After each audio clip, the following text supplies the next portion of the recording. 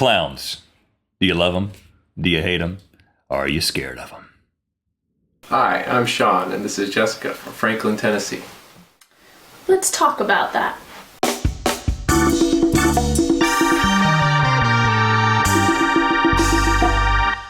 Good mythical mornings.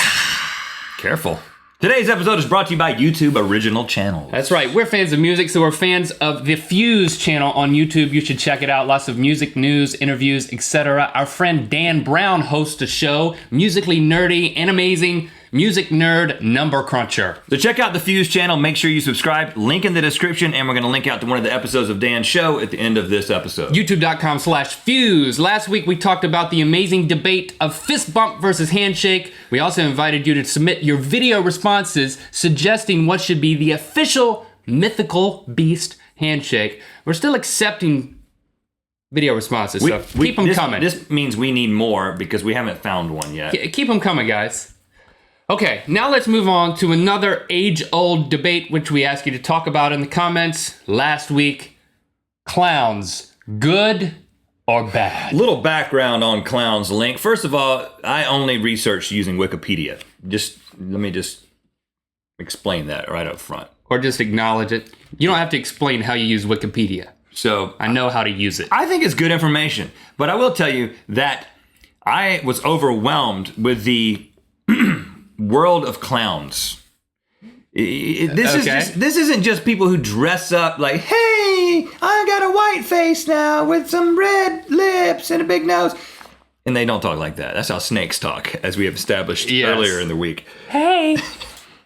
But I understand why people are creeped out by him, because when you're sort of the curtain is pulled back, so to speak, on the world of clowns.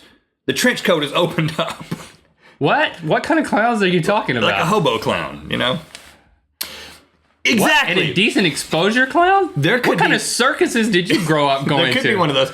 But like, you've actually, whiteface is actually like the quintessential clown. That's what they call it. It's when somebody puts white makeup on all over, they cover up all their skin completely. And this is like he's almost kind of stern, and he's like an authority figure. And then he has like another type of clown that he kind of bosses around, and they do it a lot in Europe, and it kind of freaked me out a lot. And then I started reading about North American clowns. Well, did you know in Europe, the white-faced clowns paint their ears red? Yes, crazy. Yeah. You read the same wiki entry. Yeah, I like the wiki. But in North America, you've got the hobo, trench coat, clown, who is migratory and finds work where he travels. He's down on his luck, but he maintains a positive attitude. The tramp, who's migratory and does not work where he travels. He's down on his luck and depressed about his situation. And the bum, who is non-migratory and non-working. Like, the fact that somebody has thought about clowns this much, and that the clown community it believes in this. Like, it scares me. I understand why people are scared of them. So you're afraid of clowns? I think I have a mild form of Coulrophobia.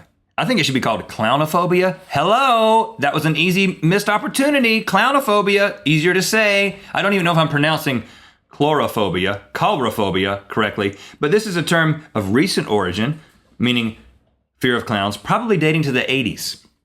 Oh, way back. Yeah, and I mean the 1980s. But let's go to some mythical arguments. You guys submitted in the comments your arguments last week. Clowns good or bad? Jezy77 said, clowns are bad. They aren't funny, and they creep me out. Lastly, they waste so much pie. I love pie. They're always throwing pies in each other's faces. That's an excellent point, Jezy77. It's a waste. TheFatAlmighty says, clowns are horrible. You never know who's behind all that makeup. It could be a normal, everyday guy, yes. Or it could be a ravenous serial killer who's waiting till no one is looking to snatch you up and rip your face off. Goodness. Seriously, this could be a reference to John Wayne Gacy. Not to go dark for a second here, but I'm going to go dark for a second here because I believe that no one's going to know where you are. We're going to lose all communication with you? No, my conversation is going to take a dark turn here. Okay. The subject matter. John Wayne Gacy, serial killer who actually dressed up like a clown. He actually went to kids' birthdays parties and stuff. He was a clown. He did that in his free time. That was his profession? Well, he did some other things, but as a pastime, he was a clown. Oh, God. And so I think that was when, at least in the culture here in the United States, people began to associate clowns with negative imagery. And he ruined it. And he ruined clowns. And then you had Stephen King, and you've got these other iterations of, you've got the clown from Twisted Metal, the video game. Yeah. You know, that guy.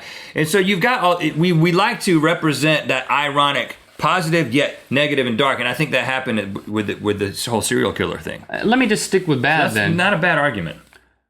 RhettandLinKommunity or something like that says clowns good or bad? It depends on the type of makeup they use.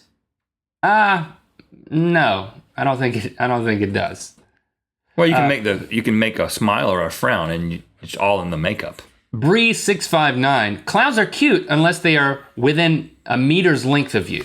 Now that's a good point. I mean, there's a good perspective a little bit later that says, what would the circus be without clowns? I think when you're in the stands and they're a long ways away, it's like, okay, that's a good thing. The whole reason that they do their face like that, painted up, is so from a long distance you can appreciate what they're trying to emote. But you get within a meter's length or a yard if you're into that. It definitely gets creepy. There's no denying that. And I think really how children respond to clowns. And listen, if you're a clown and this is what you do for a living or on the weekends, I'm sorry, but I think that at least the comments show that amongst people who watch Good Mythical Morning and amongst researchers, Link, people who've done research on this, the consensus is clowns are creepy, especially to children. Listen to this. According to psychology professor at CSU, young children are very reactive to a familiar body type with an unfamiliar face. This is why when you run around with a werewolf mask on, kids get scared. They freak out. Because they're like, he looks like a human from the neck down, but he's a werewolf from the top up. It's a mutant. Yeah, and a clown basically is exactly the same thing. And listen, they conducted a study at the University of Sheffield, found that children did not like clown decor in hospital or doctor's office settings. Dr. Penny Curtis, a researcher, stated, as adults, we make assumptions about what works for children. We found that clowns are universally disliked by children. Some found them quite frightening and unknowable. So you think you're doing a great thing when you show up at a birthday party, but the kids are tolerating you. But now they're scared out of their minds. We did get a comment, a mythical perspective from someone who is a clown. jddoood said, I am a clown myself. Uh-oh. Clowns are good. They make children... They make children who like them very happy and laugh. I like the fact that he put the caveat, they make children who like them happy and laugh. And this is coming from a clown. If a child doesn't like them, then they don't need to hear them. I'm sorry, they don't need to be near them or hear them, I guess. I think they are good and happy. But he is a clown, so even the clown acknowledges that. Hey, listen, if children don't like me, they don't need to be near me. Keep them away from it because they will be freaked out of their minds. Now I grew up watching the white-faced clown Bozo the Clown. The suspense is killing me.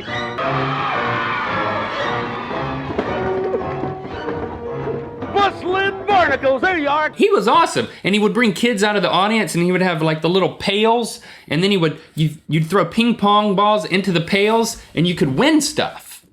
It's a clown who let you win stuff, and he had the big shoes and the big hair, and he had a little sidekick Cookie. But you think he made me happy? I wasn't afraid you don't of understand. The little kids with him were actors. They were totally freaked out the entire time. They were scared out of their minds. Every time you get close to them, they got really scared, but they were being paid to act as audience members. That doesn't prove anything.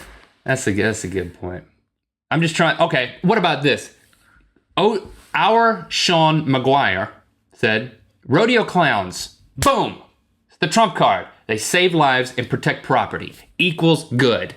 You can't hate on a rodeo clown. So at least we got to carve out an exception. But I hate clowns except for rodeo clowns. But the whole point is the bulls hate the clowns and chase them. The bulls hate the clowns so much that the humans should like them. That they move towards the clowns. No, even the bulls hate the clowns. I just don't think clowns have a big red-footed leg to stand on. Yeah, I had an uncle at one point through marriage, which now is divorced, and I think that's a good thing, but he was a clown. Temporary uncle. He had a Volkswagen bus, and it had two front ends on it, so you could never tell if it was going forwards or reverse. Just like a clown to come up with something like that. That's pretty awesome. Yeah, okay, I take it back. Every once in a while, clowns do something pretty inventive. Now, if he was a rodeo clown and it was full of miniature horses, that would be pretty awesome. Okay, so again, let's wrap up this episode. We're going to talk about something else next week. But Are you satisfied? I think. Have you reached a conclusion? I think the consensus is there are some people, mostly clowns, who think clowns are good, and then there are most other people who are scared of clowns. And we just need to be honest and say, listen, let's just come up with something else. Just do magic. Just stick with magic. Just take the makeup off and do magic. Kids, everybody loves a magician. We didn't even talk about mimes. I mean, we're not even going to go there. Good gracious. Next week, it's time for a new debate. Leave it in the comments below. We're going to talk about what the legal driving age should be. Now, you know, it doesn't vary widely. I think it varies from, like, we can find places where 14 is the legal driving age, and it can go somewhere it's 18. So, but somewhere in that range, we need to hear your arguments. What should the legal driving age be? Okay? And if you're a clown who drives a bus that can go forwards or backwards, there should probably be a different time when you can drive that. It's probably like 26, like when you can rent a car. Well, we'll discuss that next week, potentially. Let's spin the wheel. Leave your comment below. Let's end this episode. Thanks for contributing to the debates in a mythical fashion. And if you're a clown and we've offended you, I'm sorry. We're sorry. Thumb wrestle. All right, we need to do this in a place where it can be seen. We'll do it right here in front of us. I don't think it can. Okay, can we do this? Yeah, right there. Oh, okay. So isn't there some kind of thing? Tilt down a little bit further. Isn't there some kind of thing that you do, like I declare a thumb war or something? 1, 2, 3, 4. I declare a thumb war.